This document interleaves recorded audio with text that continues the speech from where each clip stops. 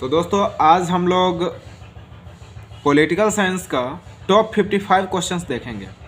यानी कहने का मतलब है कि राजनीति शास्त्र जो होता है उसका आज हम लोग 55 महत्वपूर्ण क्वेश्चंस, वो भी टॉप लेवल के क्वेश्चंस जो एग्जाम में आने के पूर्ण चांस है, यानी 100% गारंटी कह सकते हैं कि 100% गारंटी है यही प्रश्न इस बार के परीक्षा में पॉलिटिकल साइंस से पूछे जाएंगे और ये है आपको क्लास 10th के लिए। तो चलिए हम लोग क्वेश्चंस को शुरू करेंगे और आप लोग ध्यान से इसको देखिएगा और अगर अच्छा लगे तो लाइक ज़रूर कर लीजिएगा। चलिए देखते हैं समय को देर ना करते हुए। पहला क्वेश्चन है कि सांप्रदायिक राजनीति के अर्थ संबंधी कथनों पर गौर करें। सांप्रदायिक राजनीति किस पर आधारित है? तो याद रखिएगा सांप्रदायिक राजनीति जो है एक धर्म दूसरे से श्रेष्ठ है, इस बातों पर आधारित है। अगला क्वेश्चन है कि व्यक्तियों में कौन लोकतंत्र में रंग भेद के विरोधी नहीं थे। यानी कि व्यक्तियों में कौन लोकतंत्र में रंग भेद के विरोधी नहीं थे? तो जेड गुडी। याद रखिएगा ये जेड गुडी थे, ये रंग भेद के विरोधी नहीं थे लोकतंत्र में। अगला क्वेश्चन है कि भारतीय संविधान के बारे में कौन सा कथन सत्य है? तो भारतीय संविधान के बारे में कहा जाता है कि यह धर्म के अनुसार, या फिर बोल सकते हैं कि यह धर्म के आधार पर भेदभाव का मनाही करता है, यानी कि धर्म के आधार पर किसी को नहीं बांटना चाहिए। अगला क्वेश्चन है 4 नंबर की भारत में सर्वोच्च न्यायालय के मुख्य न्यायाधीश की नियुक्ति कौन करता है? तो सर्वोच्च न्यायालय के मुख्य न्यायाधीश की नियुक्ति राष्ट्रपति करते हैं। अगला क्वेश्चन है कि लोकतंत्र जनता के द्वारा तथा जनता के लिए शासन है, यह कथन किसका है? तो यह कथन अब्राहम लिंकन का है। और अगला क्वेश्चन है कि संघ सरकार का उदाहरण क्या है? यानी कौन सा देश संघ सरकार का उदाहरण है? तो संघ सरकार का उदाहरण जो है ना ये अमेरिका है। तो अगला क्वेश्चन हम लोग देखेंगे। क्वेश्चन है कि बांग्लादेश कब आज़ाद हुआ? क्वेश्चन है बांग्लादेश कब आज़ाद हुआ? 1971 ईस्वी में। भारत में किस तरह के लोकतंत्र की व्यवस्था की गई है? तो भारत में अप्रत्यक्ष लोकतंत्र की व्यवस्था की गई है। भारत में कहाँ महिलाओं के लिए आरक्षण की व्यवस्था है? तो पंचायती राज संस्थाएं में भारत में महिलाओं के लिए आरक्षण की व्यवस्था है। अगला क्वेश्चन है पंचायती राज व्यवस्था का निम्नतम स्तर क्या है? तो ग्राम पंचायत। अगला क्वेश्चन है नगर पालिका किस अनुसूची से संबंधित है? तो नगर पालिका 12वीं अनुसूची से संबंधित है। अगला क्वेश्चन है कि किस समिति की अनुशंसा पर पंचायती राज प्रणाली की शुरुआत की गई? तो बलवंत राय मेहता समिति के अनुशंसा पर पंचायती राज प्रणाली की शुरुआत की गई। अगला क्वेश्चन है भारत में लोकतंत्र की सफलता में क्या बाधा है? तो भारत के लोकतंत्र की सफलता में गरीबी सबसे बड़ी बाधा है। अगला क्वेश्चन है कौन संघ राज्य की विशेषता नहीं है? तो इकहरी शासन व्यवस्था ये संघ राज्य की विशेषता नहीं है। अगला क्वेश्चन है बिहार में नगर निगमों की संख्या कितनी है? तो बिहार में नगर निगमों की संख्या 12 है।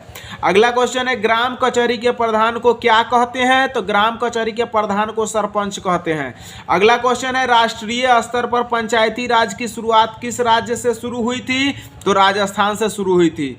अगला क्वेश्चन की सत्ता में साझेदारी सही है, क्यों? क्योंकि विभिन्न समुदायों के बीच टकराव कम करती है।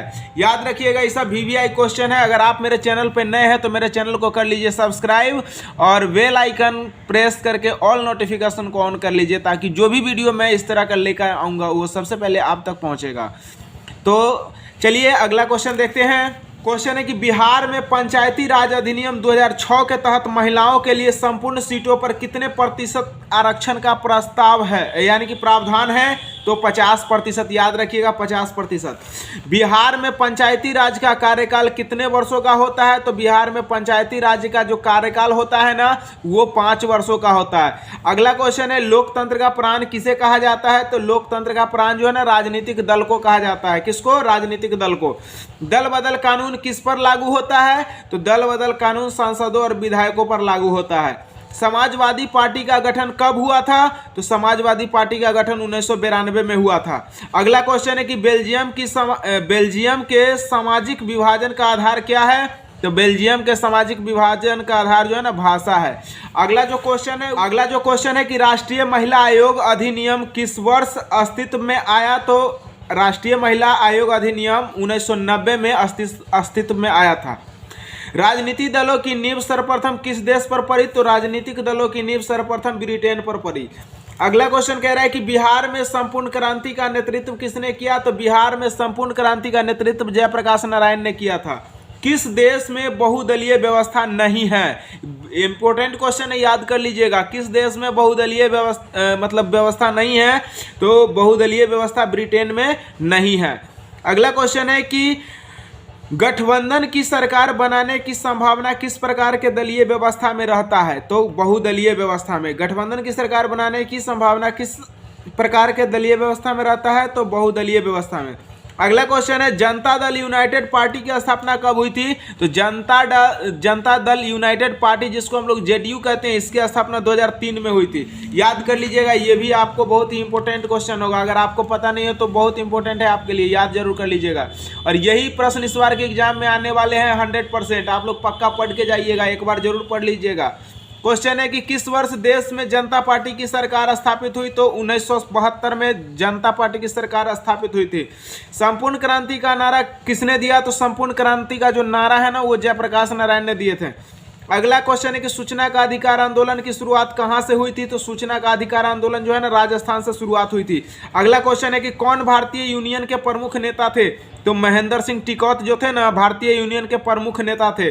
अगला क्वेश्चन है राजनीतिक दल में कौन क्षेत्रीय दल है? तो तृणमूल कांग्रेस जो है ना, क्षेत्रीय दल है। ये सब ऑप्शन के अनुसार हम आंसर बता रहे हैं, ठीक है। अगला क्वेश्चन है कि सूचना का अधिकार संबंधी कानून कब बना? तो 2005 में सूचना का अधिकार संबंधी कानून बना था, 2005 में, याद रखिएगा। बोलीविया में जनसंघर्ष का मुख्य कारण क्या था? तो बोलीविया में जनसंघर्ष का मुख्य कारण था पानी की कीमत में वृद्धि। यानी कि वहां पर पानी खरीद के पिया जाता है, तो पानी के दाम जब बढ़ेगा तो लोग को दिक्कत होगी ना, तो इसीलिए जनसंघर्ष हुआ था। और अगला क्वेश्चन है कि तारी विरोधी आंदोलन कहाँ शुरू की गई? तो तारी विरोधी आंदोलन जो है ना, वो आंध्र प्रदेश में शुरू की गई थी। अगला क्वेश्चन है कि नर्मदा घाटी परियोजना किन राज्यों से संबंधित होती है या किस राज्यों से संबंधित है? तो गुजरात, महाराष्ट्र और मध्य प्रदेश से संबंधित है। क्वेश्चन है कि वर्ष 1975 में भारतीय राजनीति को किस लिए माना जाता है? तो देश के अंदर आपातकाल लागू हुआ था, इसके लिए माना जाता है 1975 में भारतीय राजनीति को। अगला क्वेश्चन है कि भारतीय लोकतंत्र में सत्ता के विरुद्ध जन आक्रोश किस दशक में प्रारंभ हुआ? तो 1970 के दशक में प्रारंभ हुआ था।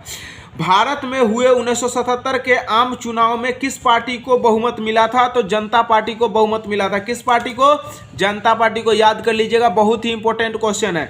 और अगला क्वेश्चन है कि भारत सरकार ने किस प्रकार की शिक्षा को मौलिक अधिकार घोषित कर दी? तो याद रखिएगा, प्रारंभिक शिक्षा को। किस प्रकार की शिक्षा को? प्रारंभिक शिक्षा को। देख लीजिए ध्यान से इसको, प्रारंभिक शिक्षा को, है ना, इसको यानी कि इस वाले को, प्रारंभिक शिक्षा को।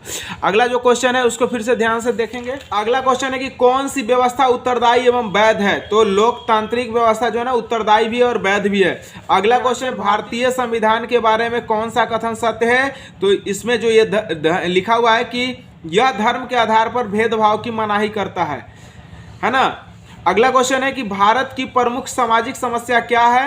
भारत की प्रमुख सामाजिक समस्या क्या है? तो जातिवाद, भाषावाद, संप्रदायवाद।